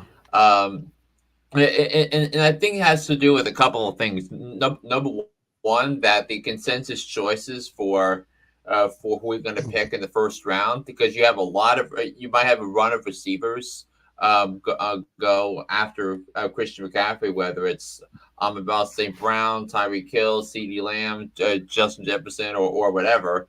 So, but then if you draft CMC, you run the risk of not getting one of those elite wide receivers.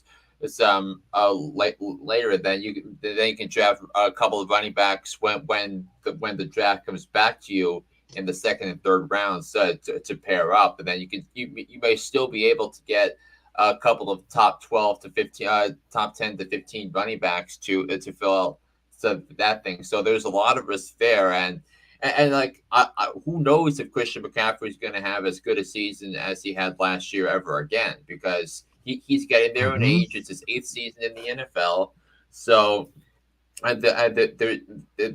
there's definitely a lot of risk to it. So if I was to pick who I would pick at number 1 if it wasn't for Christian McCaffrey, I would go with CeeDee Lamb or Tyreek Hill, and then when Tyreek Hill's value is super up sort of the middle of the season, try and trade him because of the impending the brutal fantasy schedule that he has to face. So I would definitely go with those two for the time being. All right. Yeah, you're saying if Chris McCaffrey wasn't the number one pick, right? That was what you're saying. Right. If you have number one pick and you chose not to draft Christian McCaffrey, who would you draft instead? Got it. Yeah, I definitely agree there. For the wide receiver position, yeah, either Tyreek Hill or CeeDee Lamb. But if I was to go running back, then I would go with Brees Hall. Oh yeah, agreed. Yeah. Yes, and like here's the thing. Here's the dumbfounding thing.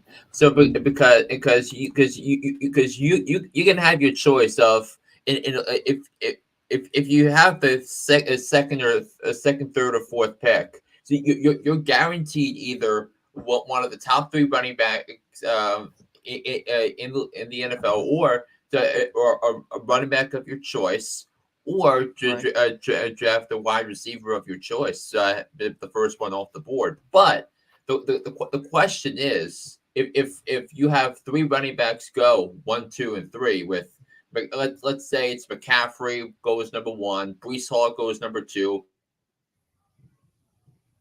right, and let's say let's say like Bijan Robinson or Jonathan Taylor go at number 3. Do you draft that other running back at 4, or do you pick who you think is going to be the best wide receiver in football, knowing that so that the three teams ahead of you all draft their running backs, that they won't pick again until late in the second round? Mm-hmm. Yeah, I'd probably still I would go with a wide receiver still. I'd probably take Amon-Ra St. Brown in that situation. There's still plenty of good running backs there. Because, yeah, you still have like Kyron Williams could fall into your lap later. Alvin Kamara, Josh Jacobs could fall into your lap. But I think so. I think Kyron Williams is gonna be risky later on in the season, especially as the Rams incorporate Blake Corum into their offense. Because I think what the Rams want to do is be in a position where they can give where they can let Blake Corum take some of the pressure off of Kyron Williams, because if to keep him fresh for the playoffs. Right. Right. So we asked the running back valuations. So how risky is drafting Christian McCaffrey? Okay, so who will be the biggest steal in fantasy football this season? And so you have to dig all the way deep into your in biggest steal in fantasy this season. Okay, so you got to think round 10, round 11 pick type of thing. Yeah, Wow. because that was basically where you were thinking of Kyron Williams or Puka Nacua. Yeah. Ooh. I was going to say Xavier Worthy, but I'm starting to think he may be going into maybe the higher rounds. But with the Rashee Rice situation, I don't know. But I'd probably say either Xavier Worthy or who could be another good steal here. Let's see here. Ooh, I think I got my name. Oh, who do you got? I'm gonna go with Keon Coleman of the Buffalo Bills. Nice. They had some receivers there. They needed to fill in for to find someone to plug in where Stephon Diggs left out. So I think it's a good middle of the road pick right there. Nice. Who are you thinking, Flynn? Yeah, I was thinking I was thinking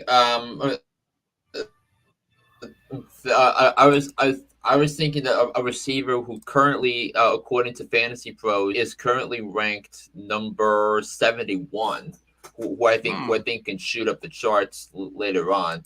I'm gonna go with A.D. Mitchell of the Indianapolis Colts. I think with the injury to Josh Downs, I think the opportunities are going to be there for A.D. Mitchell to show off what he showed with Texas and what he showed in the college football playoff. And I think with all the attention, rightfully so, being pointed at Michael Pittman Jr., I think someone with the talent of A.D. Mitchell is going to be overlooked, and I could see A.D. Mitchell having an 800 to 1,000 yard season when it's all said and done. That is definitely a good one right there. That could be a great steal come draft night. So Okay, so now, so two more questions that I have. Who is going to be the fantasy LVP? Who's going to which particular player in fantasy is going to put your team in a bad spot this season? Your least valuable player in fantasy. Ooh, yuck.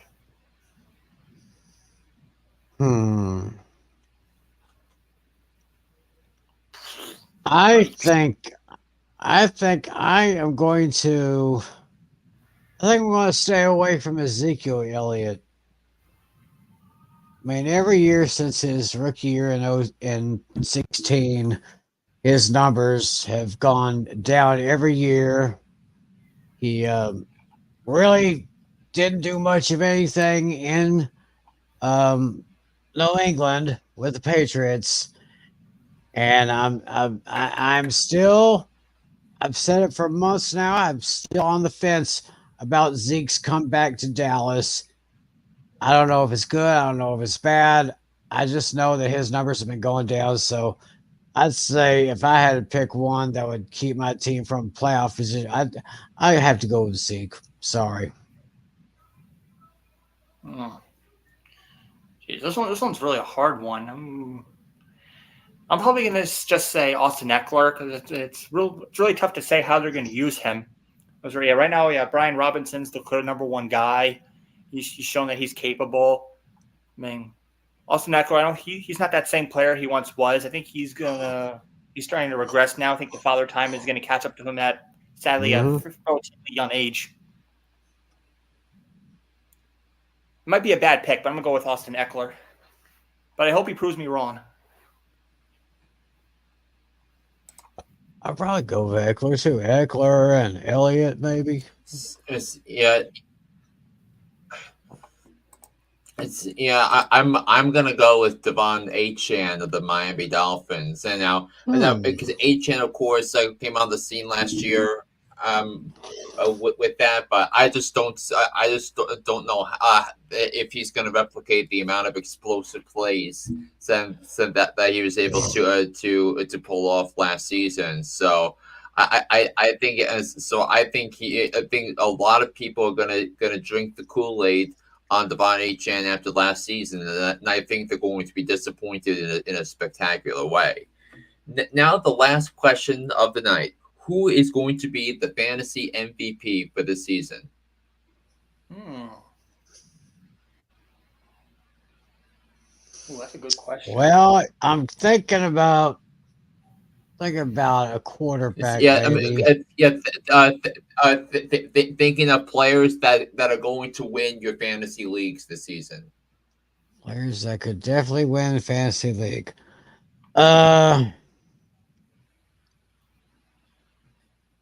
I would probably either go with Patrick Mahomes or Jalen Hurts.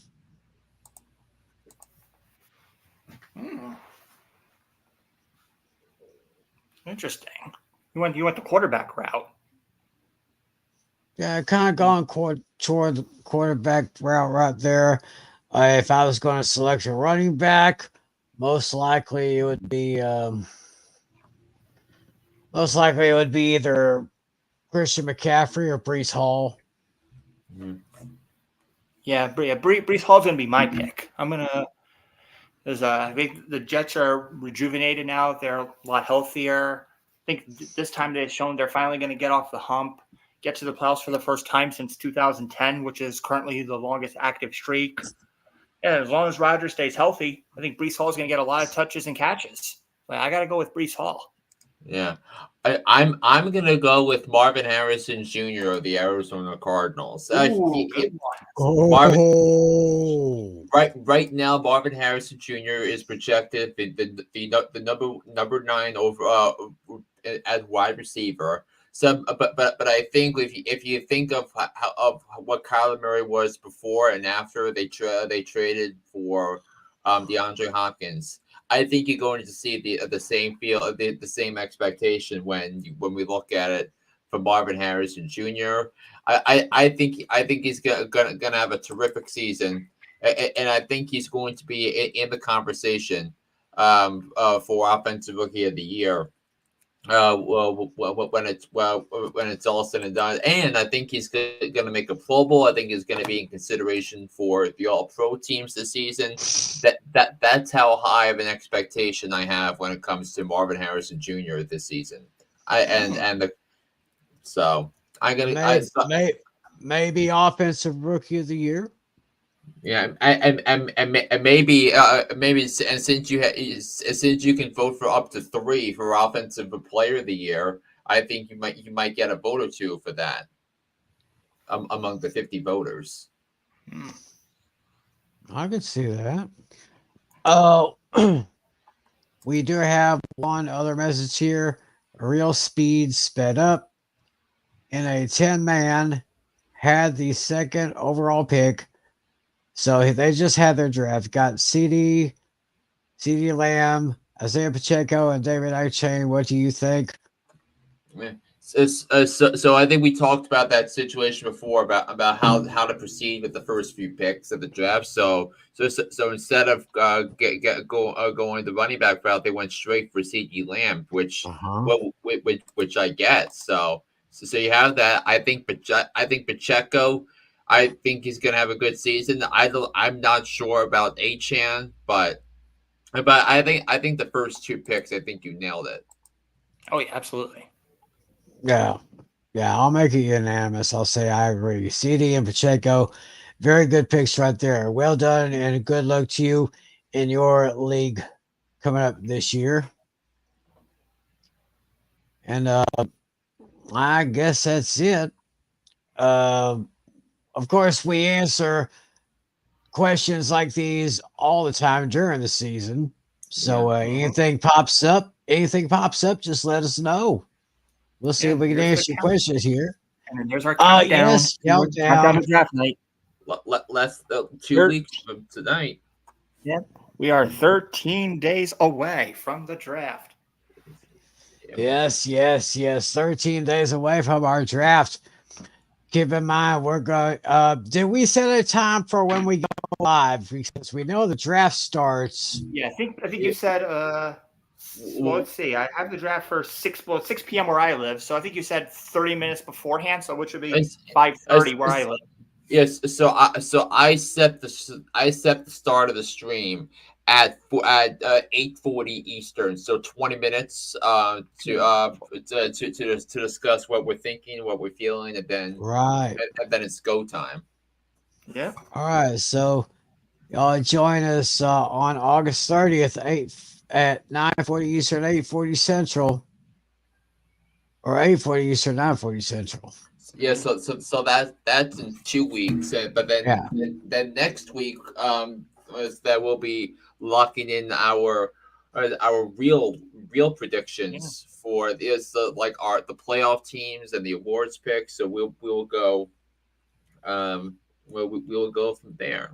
Yeah. So I'd say, folks, the off season is done. The real fun begins next week. Off season is officially closed.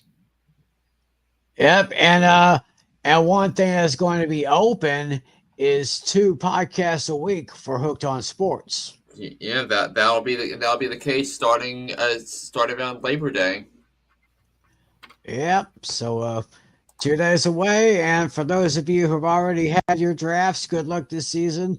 Those of you who are having league drafts in the near future, hopefully what we've said tonight will help you out a little bit. And it's been a good show, kind of a lengthy show, but a very good one indeed. I really like this stuff right here that we were talking about. And I hope all of you did too. So y'all be sure to listen to John Flynn on Hooked on Sports. And we will reconvene here 1 week from tonight where we'll have our postseason predictions, see who our Super Bowl picks are, the awards, who we think will get it at the end of the season. So, yep. So we'll just go ahead and put a bow on this show. Thanks to my guys for always making this show worthwhile to do because I can't do it without them. Oh yeah. And and we can't do this show without you people. So for John Natale, for John Flynn, I'm Tim McClelland. Thanks for joining us. Enjoy preseason football. Enjoy the week. We'll see you back here next Friday night. Good night. God bless y'all. As always, be a good sport. So see you.